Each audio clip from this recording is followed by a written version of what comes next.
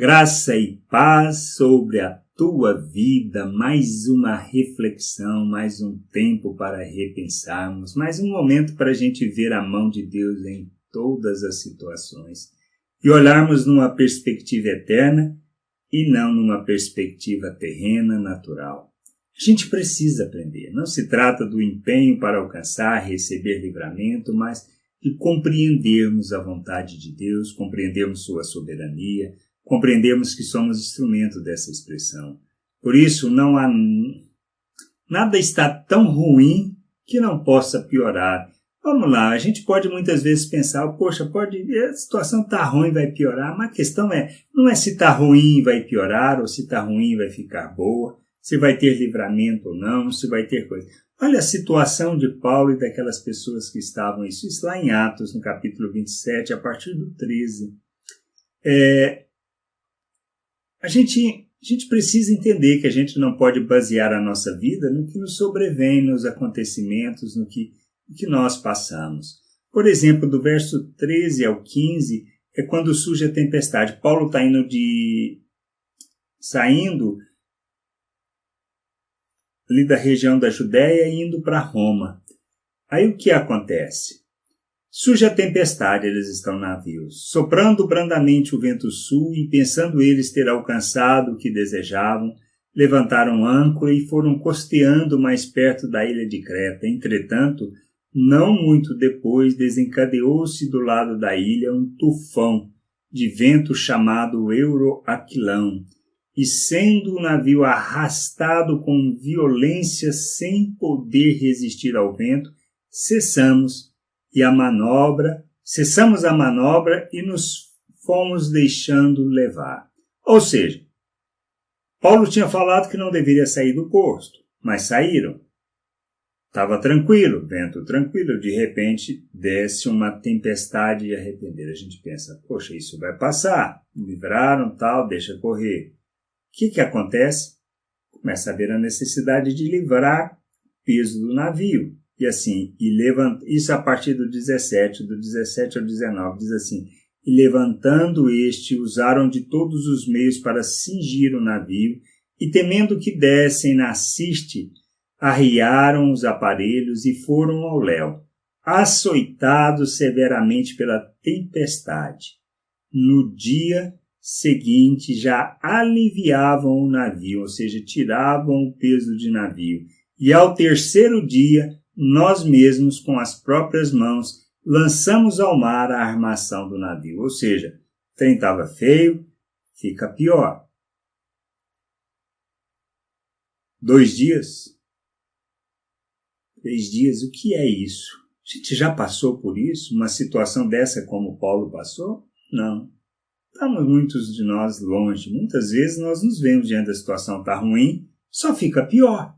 O que nós fazemos? Desesperamos? Não, a gente tem que aprender nessa situação. Mas o que acontece?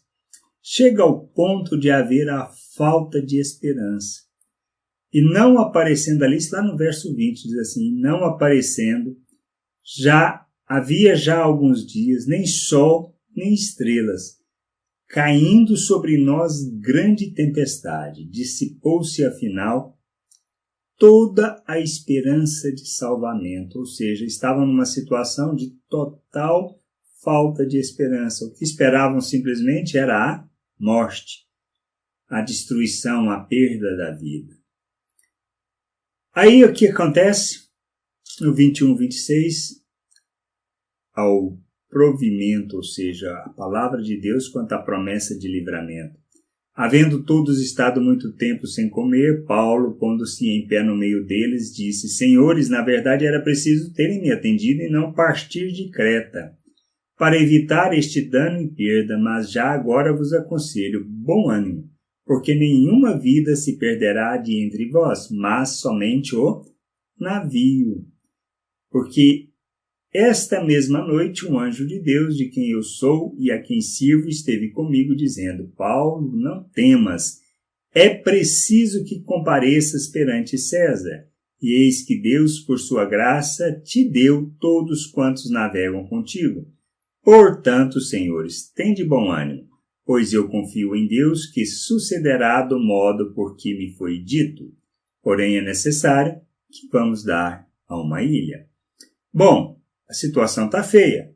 Piora, vem a promessa de livramento. Paulo deixa claro, as vidas se salvarão, o navio se perderá. Deus está preocupado com as coisas materiais? Não, Deus está preocupado com vidas. E essas vidas que estavam com Paulo, por causa de Paulo, foram poupadas. As pessoas sem esperança. O que nós fazemos diante da situação? Que revelamos? Nos desesperamos como as pessoas? Ou mostramos a confiança, a certeza de que Deus está trabalhando, operando em nós, através de nós, para revelarmos o seu reino? Mas aí a coisa acontece na velocidade, ou seja, Paulo levanta, fala do livramento de Deus, qual é a perspectiva, ou pelo menos a expectativa? Amanhã está resolvido o problema. E amanhã está resolvido o problema? Não está, nem sempre, mesmo com a promessa de livramento, pois diz lá no versículo, diz assim, olha,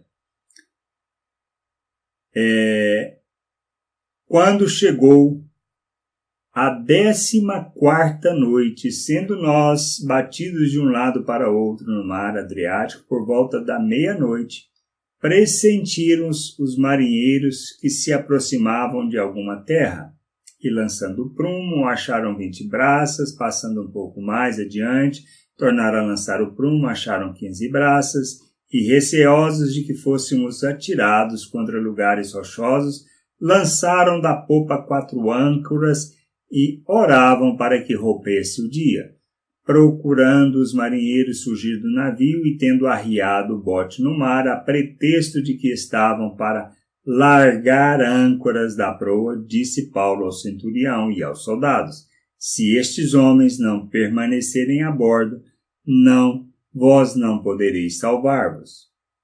Então, assim, situação está feia, promessa de livramento, vem de imediato? Não, 14 dias a coisa começa a piorar. Essas coisas é que a gente muitas vezes não entende. Nós precisamos conhecer Deus.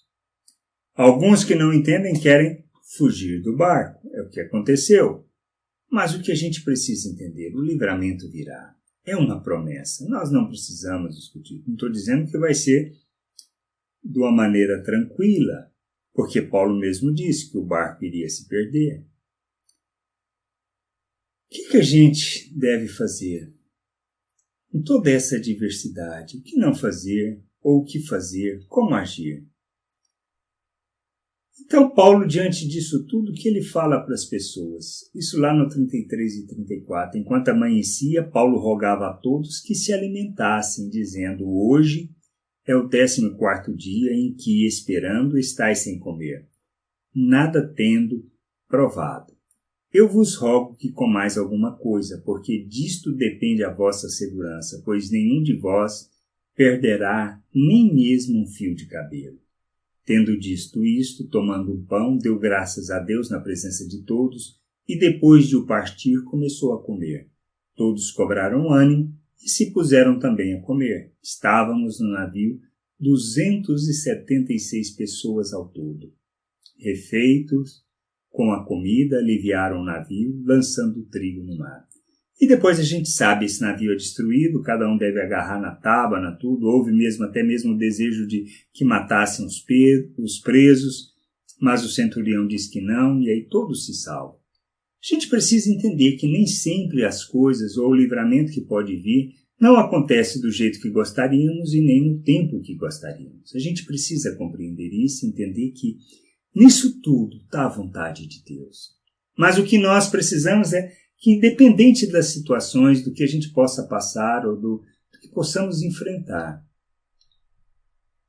estamos debaixo da mão de Deus, do seu cuidado. Nós somos o instrumento, podemos ser, talvez, a oferta em favor das pessoas, como Cristo foi.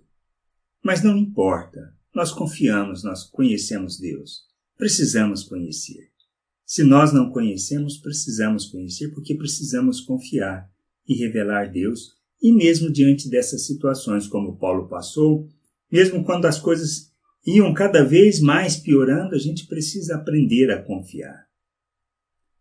e transmitir isso para as pessoas, para que elas possam se animar, para que elas possam desejar conhecer Deus.